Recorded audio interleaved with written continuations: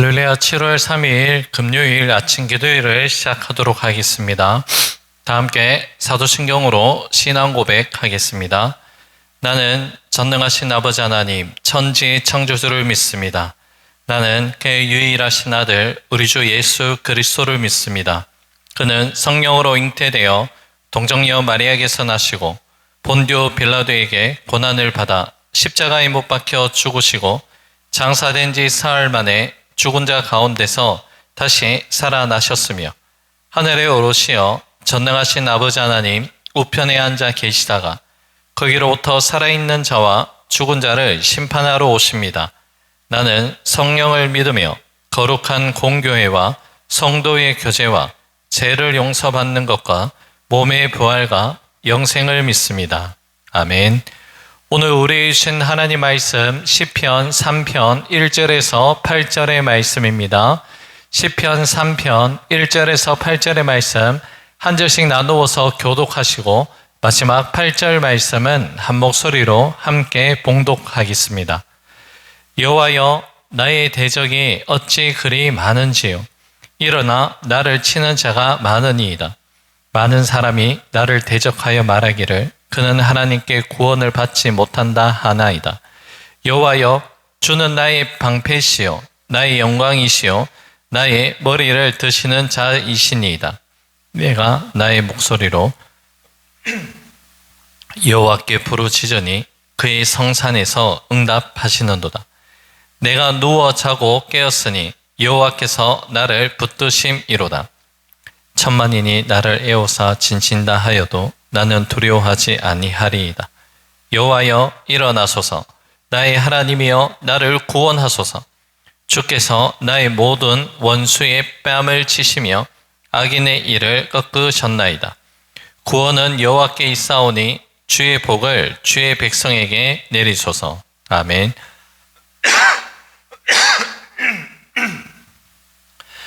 오늘 우리가 함께 묵상할 시편 3편의 말씀은 앞선 시편 1, 2편의 일반적인 교훈과는 달리 다윗의 생애 중에 가장 힘들고 어려웠던 특정한 역사적 사건을 배경으로 하고 시작하고 있습니다. 본문에 표제가 붙어 있습니다. 다윗이 그 아들 압살롬을 피할 때 지은 시라는 표제가 붙어 있습니다. 이러한 시편의 표제는 문학 작품의 프롤로그와 같습니다. 시편의 표제는 이 시편의 저자가 누구인지 그리고 이 시가 어떠한 역사적, 상황적 배경 속에서 기록되어 있는지를 독자에게 알려주는 본문의 영적 깊이를 더해주는 중요한 열쇠가 됩니다. 시편 3편의 역사적 배경은 사무엘하 15장에서 18장에 기록되어 있는 다윗의 아들 압살롬의 반역 사건을 기록하고 있는 내용입니다. 다윗의 아들이었던 압살롬은 왕위를 찬탈하기 위해서 무려 4년이란 긴 시간 동안 철저하게 음모를 준비했습니다. 성문 어귀에서 이스라엘 백성들의 재판을 가로채어 자신에게 유리한 판결을 내려줌으로써 백성들의 마음을 도둑질하기 시작했습니다.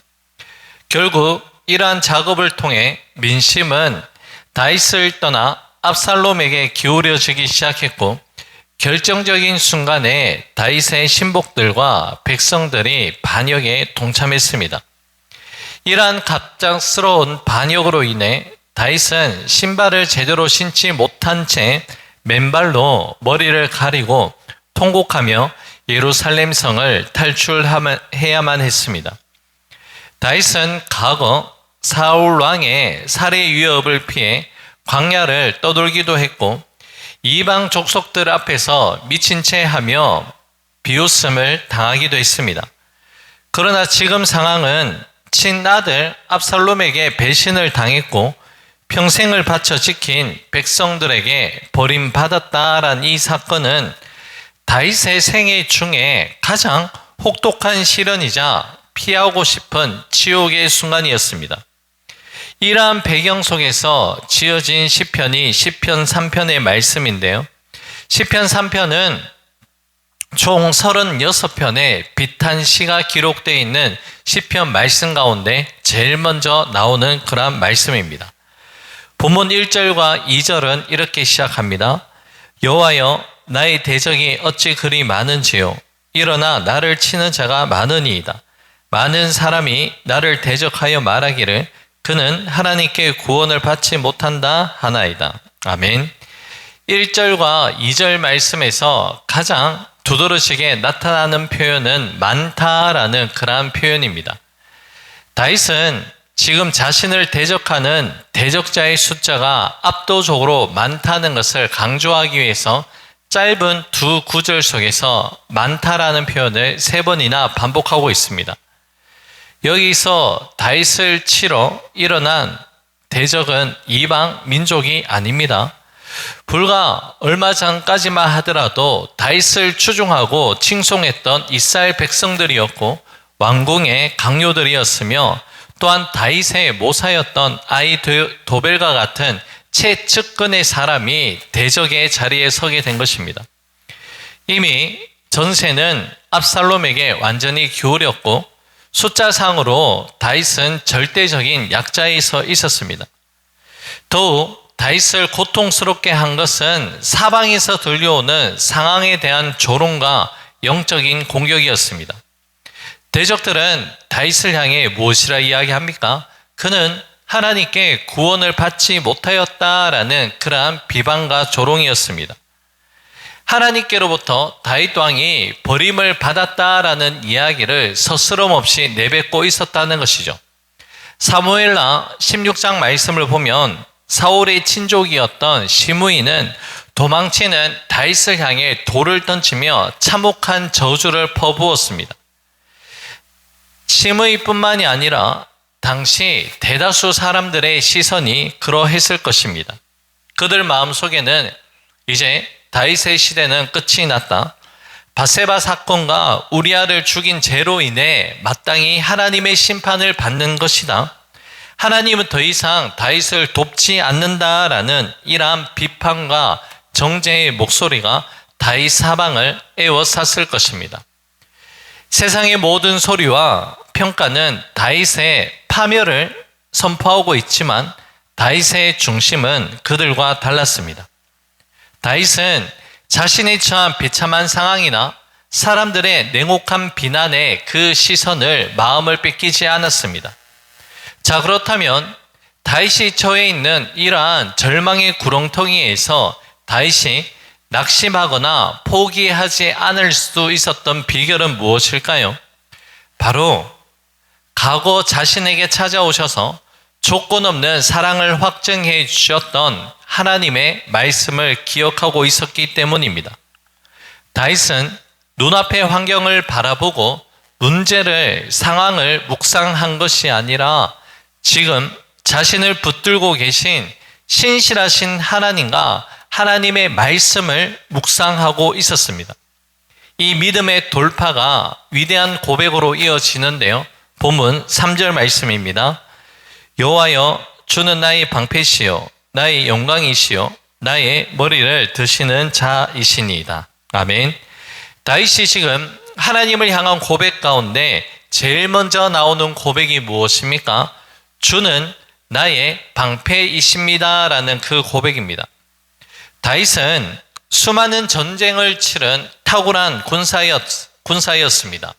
그러하기에 전쟁의 상황에서 이 방패의 역할이 얼마나 중요한지 다윗은 이미 잘 알고 있었습니다. 지금 자신을 향해서 사방에서 사정없이 날아오는 저주와 비난의 화살, 절망과 정죄의 그 화살로부터 자신을 온전히 방어하고 보호해 줄 수 있는 유일한 전방위적인 방패는 오직 하나님 한 분밖에 없다는 것을 고백하고 있습니다. 다윗은 지금 하나님을 향해서 단순히 자신의 생명만을 지켜주는 방패를 넘어서서 수치로 얼룩져 있는 자신의 모든 모습을 회복시키시고 고개를 숙이고 있는 자신의 머리를 들어주시는 분으로 이러한 믿음의 고백을 확장하고 있습니다.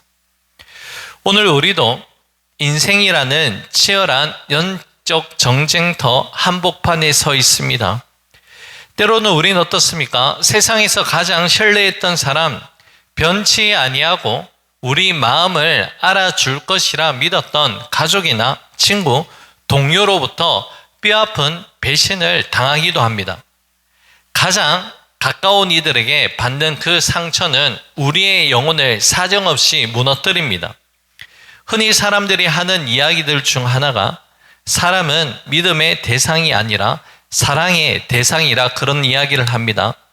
그러나 여러분, 한 걸음 더 나아가서 사람은 그냥 인정의 대상이라는 그 표현을 제가 쓰고 싶습니다.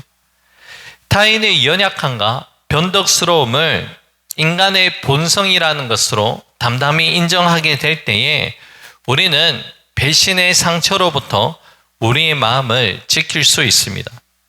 어떻게 그 사람이 나한테 이럴 수 있지 괴로워하기보다 그래, 인간은 본래 연약한 존재라는 것을 인정하고 세상의 소리로부터 우리는 길을 닫을 필요가 있습니다. 마귀는 지금도 우리를 향해 염려, 걱정, 두려움, 정죄라는 수많은 불화살을 쏘아댑니다. 자, 이러한 영적인 전쟁에서 우리가 승리할 수 있는 비결을 에베소서 6장 16절에서는 다음과 같이 말씀합니다. 제가 읽어드립니다. 모든 것 위에 믿음의 방패를 가지고 일어서 능히 악한 자의 모든 불화살을 소멸하고.